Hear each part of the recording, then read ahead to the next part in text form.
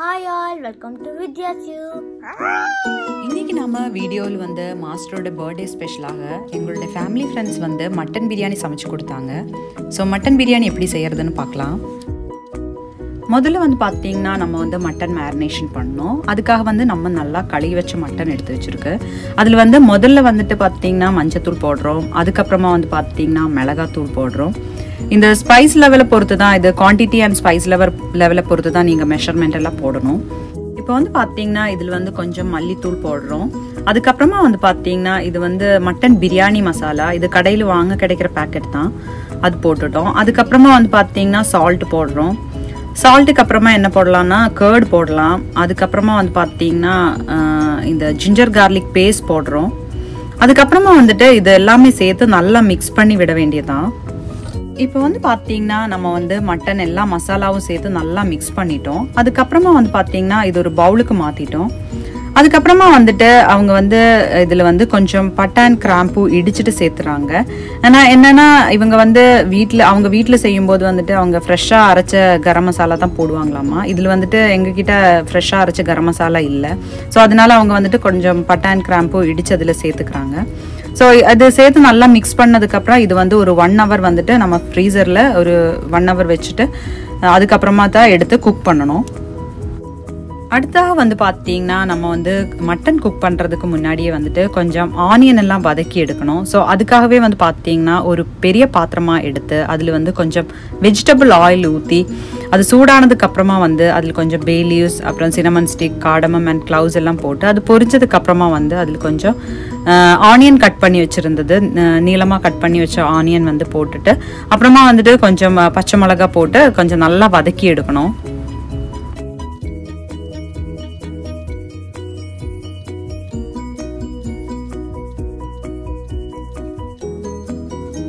இப்போ வந்து பார்த்தீங்கன்னா ஆனியன் எல்லாம் நல்லா வதங்கியாச்சு. இந்த டைமில் வந்து பார்த்தீங்கன்னா நம்ம வந்து மட்டன் எடுத்து வச்சுருந்தது வந்துட்டு மேரினேட் பண்ணி வச்சுருந்தது வந்து இதில் போட்டுட்டு நல்லா மிக்ஸ் பண்ணி எடுக்கலாம். நல்லா மிக்ஸ் பண்ணி இது நல்லா குக் பண்ணிடலாம். நம்ம வந்துட்டு பார்த்தீங்கன்னா இந்த மட்டன் வந்துட்டு ரொம்ப டைம் எடுக்கும் குக் பண்ணுறதுக்கு. ஸோ அதனால நல்லா மிக்ஸ் பண்ணிவிட்டு நல்லா தண்ணியெல்லாம் கொதிக்க ஆரம்பித்ததுமே வந்து பார்த்தீங்கன்னா நல்லா மூடி வச்சு ஒரு 2 hours பக்கம் வந்துட்டு இதை குக் பண்ணி எடுக்கணும்.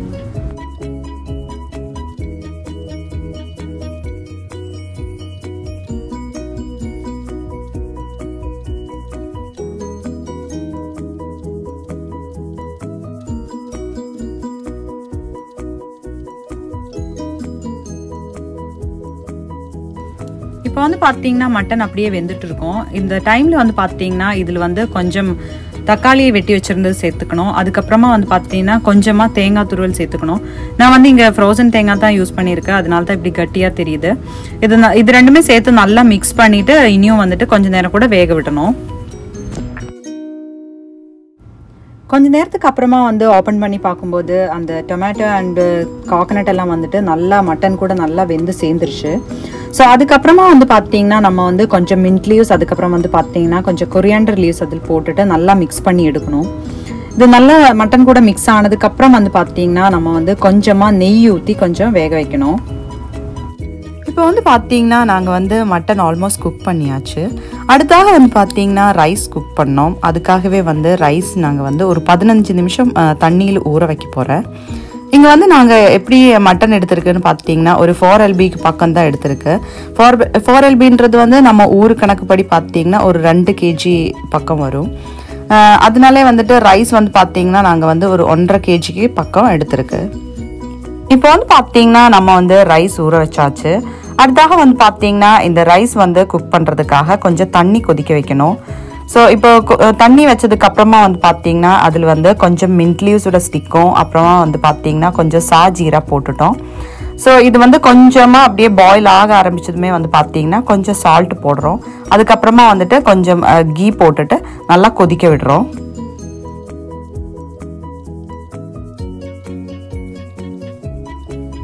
இப்போ வந்து பார்த்தீங்கன்னா தண்ணி நல்லா கொதிக்க ஆரம்பிச்சதுமே நம்ம வந்து ரைஸ் வந்துட்டு ஊற வச்சுருந்தது வந்து உள்ளே போடுறோம். இது வந்து ஒரு 75% தான் நம்ம குக் பண்ணி எடுக்கணும். என்னென்னா நம்ம வந்து இங்கே வந்து தம் பிரியாணி தான் பண்ண போகிறோம். இப்போ வந்து பார்த்தீங்கன்னா ரைஸ் அப்படியே குக் ஆகிறதுக்குள்ளே நம்ம வந்து ஒரு மசாலா ரெடி பண்ணலாம். இந்த மசாலா வந்து பார்த்தீங்கன்னா தம் போடுறதுக்காக யூஸ் பண்ணுவாங்க.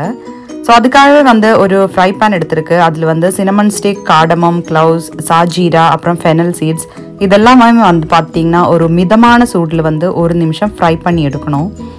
அப்புறம் ஃப்ரை பண்ணி எடுத்ததுக்கப்புறம் இந்த சூடு கொஞ்சம் ஆறுனதுக்கப்புறமா வந்து ஒரு மிக்ஸி ஜாரில் போட்டு நல்லா பவுடர் பண்ணி எடுத்துக்கலாம்.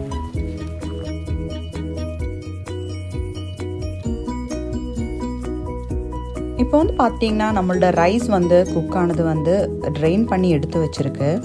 அடுத்த ஸ்டெப் என்னென்னு பார்த்தீங்கன்னா நம்ம வந்து தம் போட போகிறோம்.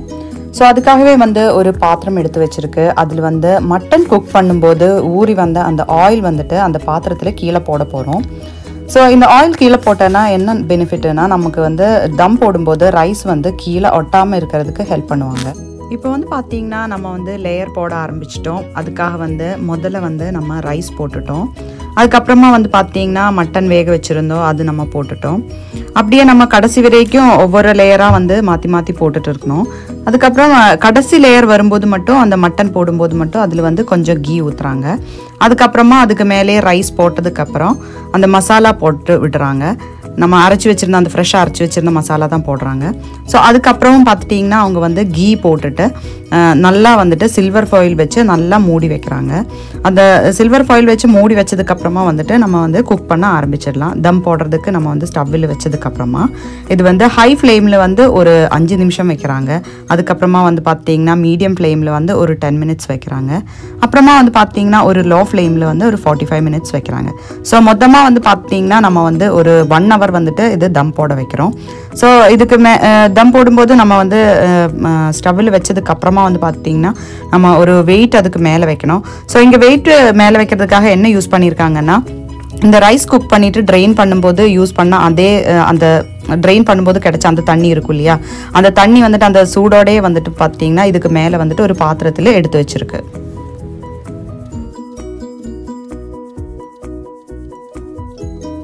இப்போ வந்து பார்த்தீங்கன்னா தம் போட்டு 1 hour முடிஞ்சிருச்சு. அடுத்தாக வந்து பார்த்தீங்கன்னா நம்ம வந்து இதை ஓப்பன் பண்ணி பார்க்கலாம். இது ஓப்பன் பண்ணி பார்த்ததுக்கப்புறமா வந்து பார்த்தீங்கன்னா நம்ம வந்து இந்த ரைஸ் வந்துட்டு இந்த மசாலா கூட மிக்ஸ் ஆகிறதுக்காக நல்லா மிக்ஸ் பண்ணி விடணும். ஸோ மிக்ஸ் பண்ணும்போது நல்லா கேர்ஃபுல்லாக மிக்ஸ் பண்ணணும். ஒரு சைடில் இருந்து தான் எடுத்து மிக்ஸ் பண்ணணும். ஆனால் நம்ம வந்து ரைஸ் உடையிறதுக்காக சான்ஸ் இருக்குது. இங்கே பாருங்கள், ரைஸ் எல்லாம் நல்லா பர்ஃபெக்டாக வந்திருக்கு. நான் இது மிக்ஸ் பண்ணால் தான் வந்து பார்த்துட்டிங்கன்னா இந்த மசாலா இந்த ரைஸ் கூட எல்லாம் மிக்ஸ் ஆகும். அப்போ தான் வந்துட்டு நமக்கு வந்து அந்த பிரியாணி டேஸ்ட் நல்லா கிடைக்கும். ஸோ இது கேர்ஃபுல்லாக பண்ண வேண்டிய ஒரு விஷயம் இதுதான்.